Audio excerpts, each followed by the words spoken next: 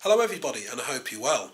Now, as you can see, I'm in my living room rather than in Yorkshire, and there's a reason for that. We had to come back home early from our family trip because of a bit of an issue with the tent, which I'll come on to in a moment. Yorkshire, beautiful place. We're at a place called Selby, which is in North Yorkshire, and the site we're on, or we were on, I'll put a little link at the bottom of the video in the little show more tab.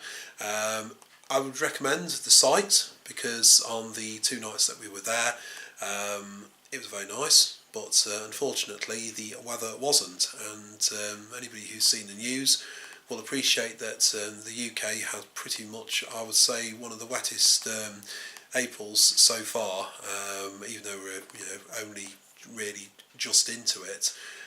Certainly one of the most rainiest half terms I can remember.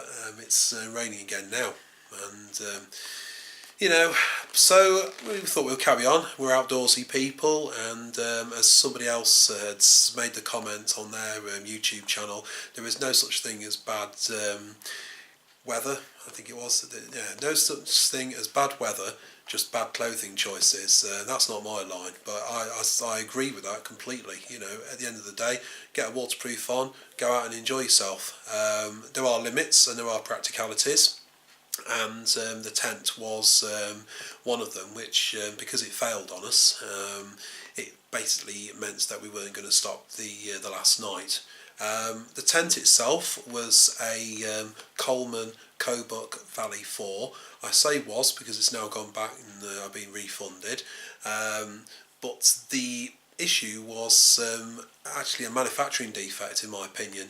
On the top of the dome, where you have the stitching, there was a bit where if you had to look very, very carefully, but there was little sort of almost like pinpricks or needle marks where there was no stitching, and it looked a bit, I don't know if it was going to fall apart any more than it had fallen apart, but it was enough that on the first morning there was evidence of a leak, and the second morning the front porch was sort of had quite a bit of water in, as you see, but not enough really to to be that dramatic. It wasn't that we were flooded out, and testimony to using dry bags within rucksacks, I think, because pretty much the bottom of my Bergen was absolutely soaked, and it's like risen up the sides of the pockets, but there was no damage to anything inside. Everything was absolutely fine, and the Bergen just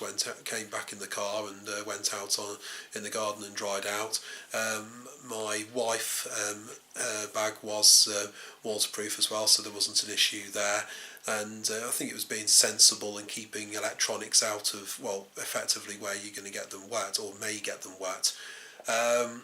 In fairness to the tent, it did come with a repair kit. I did a field repair using the supplied kit, which you shouldn't really have to do within a week of buying something, but it was needs must because there was no way I was going to be taking the tent back to the local branch of Go Outdoors. I hadn't got the receipt with me anyway, and then do an exchange. It would have just meant messing around. So it all got packed away and brought back home. And they were, for what it's worth, they were very good. They just refunded me, and I bought stuff off them before, probably still continue to buy stuff off them. I've had Coleman stuff, and there's been no issue with anything like that before, but clearly there was a problem with that tent, so hence to say that is why we are here rather than there. I did do some filming, but there wasn't enough really to sort of do a video on the camp. It would have been probably about 3 or 4 minutes long by the time it had all been edited. So with the issue with the tent meant not only that we had to cut the trip short, but also a couple of the videos I was going to do I didn't get around to doing, which was a video on some campfire cooking, a neat way of lighting damp wood, which I don't think I've seen anybody else do, so I might be wrong about that, we'll see, but that was going to be done. I'm going to do that probably another time and get that one posted up. And the other video was going to be about my bug out bag, or 72-hour bag, which I'm going to actually do after this one, and it's going to be done in the house.